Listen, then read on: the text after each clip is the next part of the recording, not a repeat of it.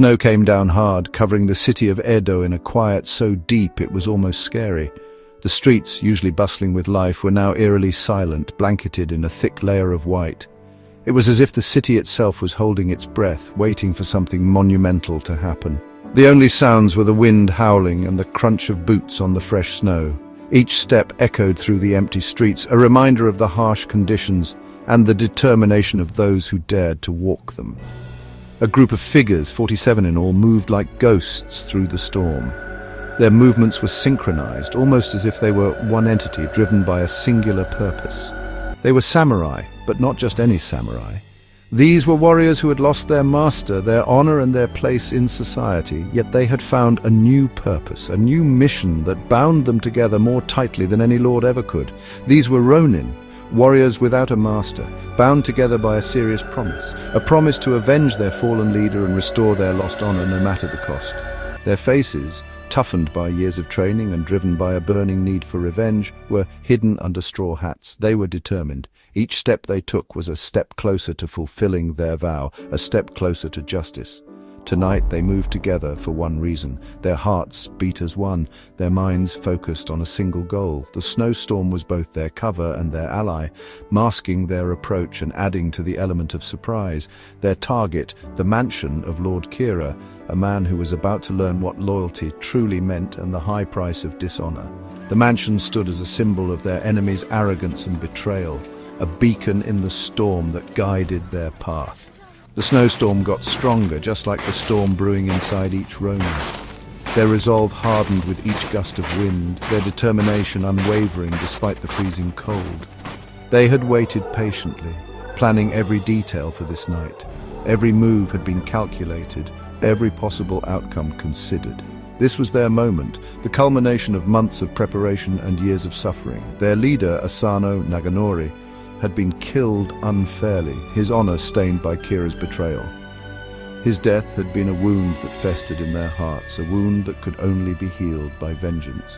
Everyone in Japan knew justice was needed, that things had to be made right. The people whispered of the Ronin's quest, their story spreading like wildfire through the land. They were heroes in the eyes of many, symbols of unwavering loyalty and courage. And the Ronin, bound by the ancient code of Bushido, had a duty to make that happen. Their swords were not just weapons, they were extensions of their very souls, instruments of justice that would bring balance back to their world. Tonight, the snow would turn red with the blood of their enemy. The purity of the white snow would be tainted, but it was a necessary sacrifice for the greater good. Tonight, the 47 Ronin would make history. Their actions would be remembered for generations, a testament to the power of loyalty, honor, and the unbreakable bond of brotherhood.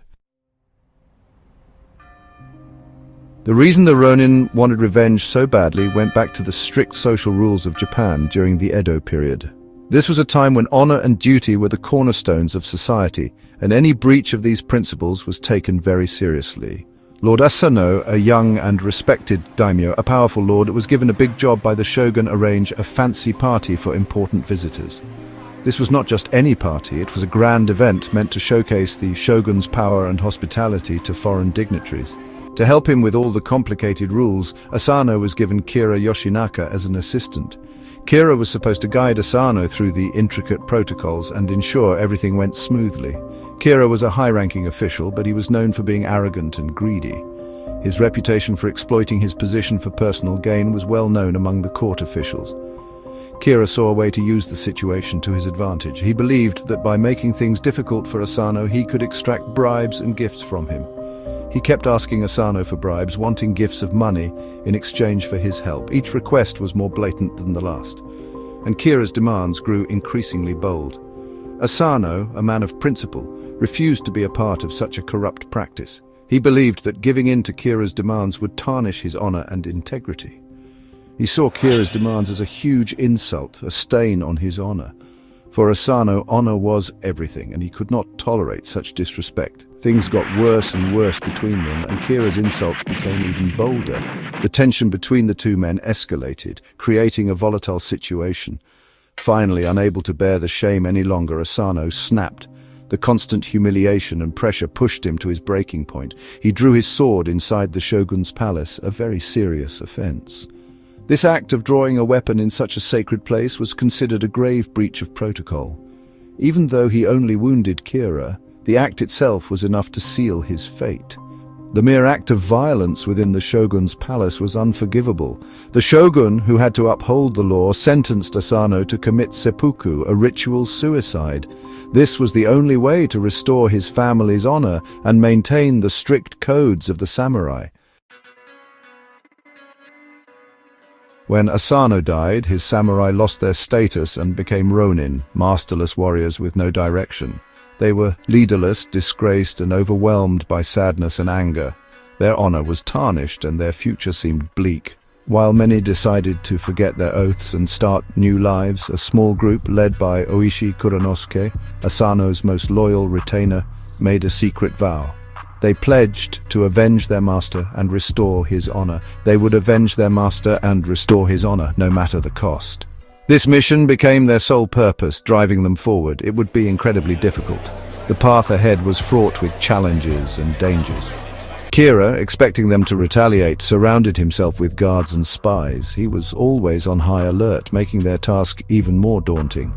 The Ronin, bound by their oath of secrecy, had to be extremely careful. They couldn't afford to make a single mistake. They went their separate ways, taking on low-paying jobs to avoid suspicion. They blended into society, hiding their true intentions. Some became merchants, others laborers, all the while secretly planning and waiting for the right moment to strike. Their resolve never wavered. Their desire for revenge burned strongly, but they held back, knowing that patience and careful planning were crucial. They understood that their success depended on their ability to remain undetected and strike when the time was right. The Ronin spent months, then years, meticulously planning their revenge. They gathered information, observed Kira's movements, and got weapons. They endured hardship and humiliation, their minds always focused on their ultimate goal. Families were neglected. Personal desires were pushed aside. Everything was sacrificed for the sake of loyalty. Their dedication was tested again and again. Some Ronin faltered, their resolve crumbling under the weight of their circumstances.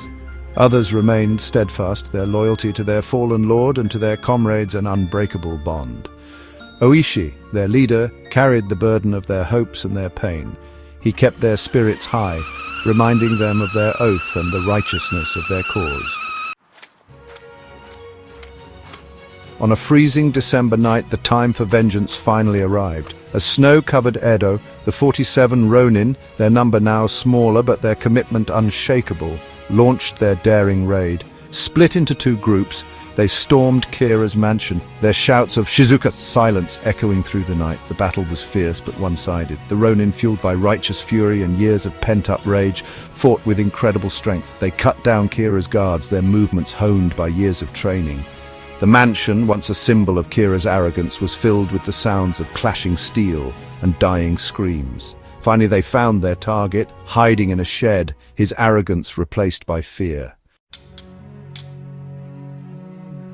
Kira was dragged before Oishi, his face white with terror. Oishi offered him the same sword Asano had used to take his own life, a chance to die with some honor. Kira, however, was too afraid, unable to even hold the sword. With a heavy heart, Oishi delivered the killing blow, finally avenging his master after years of waiting. Their mission accomplished, the Ronin marched through the snowy streets of Edo towards Sengaku-ji temple, where Asano was buried. They presented Kira's severed head at their master's grave, a final act of loyalty and devotion. The city watched in awe and fear as the 47 Ronin, their vengeance complete, surrendered to the authorities. The shogunate faced a difficult decision. The Ronin had committed a crime by taking the law into their own hands, but their act resonated with the public's sense of justice and loyalty. The people, moved by their story, hailed them as heroes.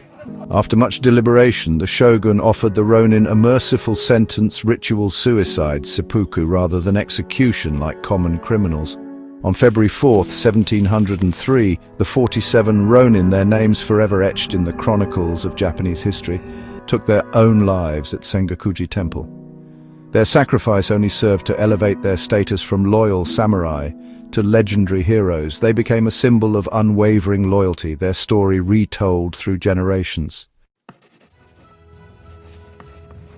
The story of the 47 Ronin continues to fascinate and resonate with audiences even today. It goes beyond cultural boundaries, speaking to universal themes of loyalty, honor, revenge, and justice. Their unwavering dedication to their fallen lord, their willingness to sacrifice everything for a higher cause, continues to inspire awe and contemplation. The tale of the 47 Ronin challenges us to examine our own moral compass. It asks us to consider the true meaning of loyalty, the weight of duty, and the price of justice. It is a story that stays with you long after you've heard it, prompting reflection on the enduring power of honor and the sacrifices we are willing to make in its name. Do not forget to subscribe our channel and let us know what story you would like to know.